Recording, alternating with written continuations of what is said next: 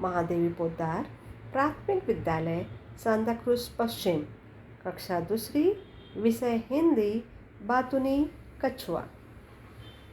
अच्छा बच्चों, ये बताओ जरा, पानी के अंदर कौन कौन से जीव पाए जाते हैं? हाँ, मछली, मेंढक, कछुआ, दरियाई घोड़ा, हंस, बगुला, बतख और बहुत सारे जीव पाए जाते हैं पानी के अंदर। ठीक है, अब ये बताओ, जो बक बक करता रहता है उसे हम क्या कहते हैं? हम उसे कहते हैं बातुनी। आज हम बच्चों बातुनी कछुआ की कहानी पढ़ेंगे और चित्रों के साथ। देखो बच्चों, हम कहानी शुरू करते हैं, ध्यान से सुनो और फिर तुम्हें भी पढ़नी है। जंगल के बीच एक सुंदर तालाब था।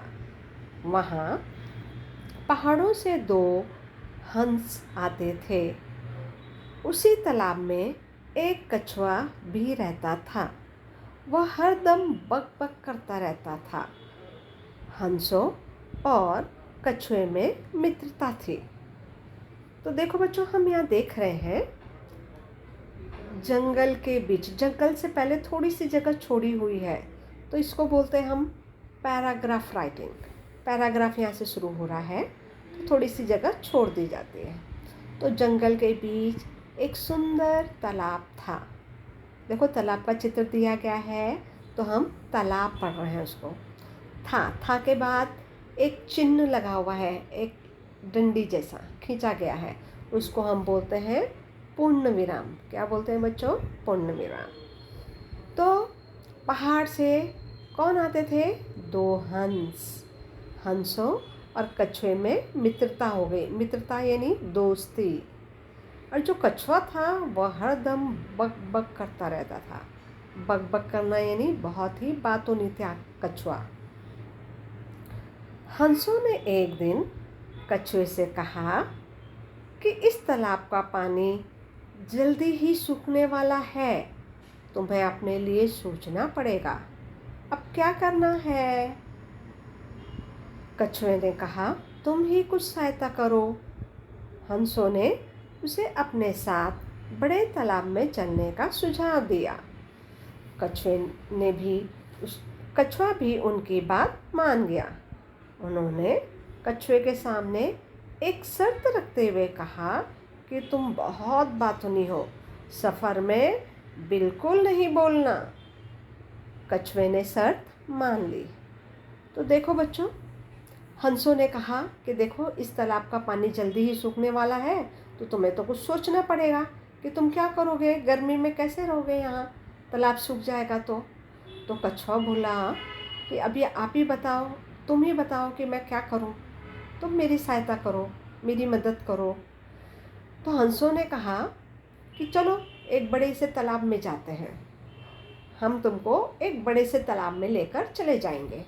अब देखो, कछुआ अपने आप जाता तो बहुत समय लग जाता, तो हंसों ने कहा कि हम तुमको ले चलेंगे, पर उन्होंने एक शर्त रखी।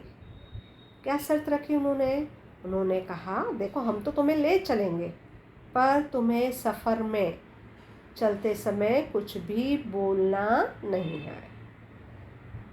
तो देखो बच्चों, अब क्या करना है के बाद ये क्या, कौन सा चिन्ह लगा है? प्रश्नवाचक चिन्ह बोलते हैं इसे। इस तरह अब हम कहानी आगे पढ़ते हैं, देखते हैं। हंसों ने कछुए से एक लकड़ी को बीचों बीच पकड़ने के लिए कहा और वे लकड़ी के दोनों सिरों को अपनी चोंच से पकड़कर उड़ चले। अब देखो बच्चों, इस चित्र में तुम लोग देख रहे हो 2 हंस हैं, किस तरह उन्होंने चोंच में लकड़ी पकड़ी ली है और कछुए ने भी मुंह में वो लकड़ी दबा के रखी है। इस तरह हंस अपने दोस्त कछुए की मदद कर रहे हैं और कहाँ ले जा रहे हैं उसे? बड़े तालाब में। इस तरह से हंस कछुए को लेकर उड़ चले। कछुआ हंसों के साथ आकाश में उड़कर खुश हुआ। नीचे धरती के दृश्य देखकर वह अपने आप को रोक नहीं पाया। अचानक बोल पड़ा। जैसे ही वह बोला, उसके मुंह से लकड़ी छूट गई और कछुआ तालाब में जा गिरा। तो देखा बच्चों तुमने कि कैसे हंस तो उसे लेके जा रहे थे, उसकी मदद कर रहे थे, पर कछुए की अपनी पकपक करने की आदत के कारण जो लकड़ी है, जैसे ही वो बोलने लगा, उसके मुंह से वो लकड़ी छूट गई और वह तालाब में जा गिरा। इस तरह हमने देखा कछुए ने हंसों की बात नहीं मानी और वह बड़े तालाब में नहीं जा पाया। क्यों? बातों नहीं होने के कारण। बातें नहीं होने के कारण उसके मुंह से वो लकड़ी छूट गई। अब बच्चों, हमने जो भी चित्र देखे हैं उन चित्रों के हम यहाँ पर नाम लिखेंगे। तो पहला चित्र किसका है? कछुआ।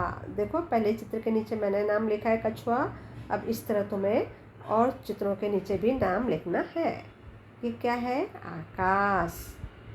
ये क्या है? तालाब, हंस। और ये क्या है? लकड़ी। अब देखो, पशुओं तथा पक्षियों के अंगों को पहचान कर उनके नाम पढ़ो और जोड़ियां मिलाओ। अब हम देखते हैं पशु और पक्षियों के अंग दिए गए हैं। उन अंगों को पहले हम समझते हैं।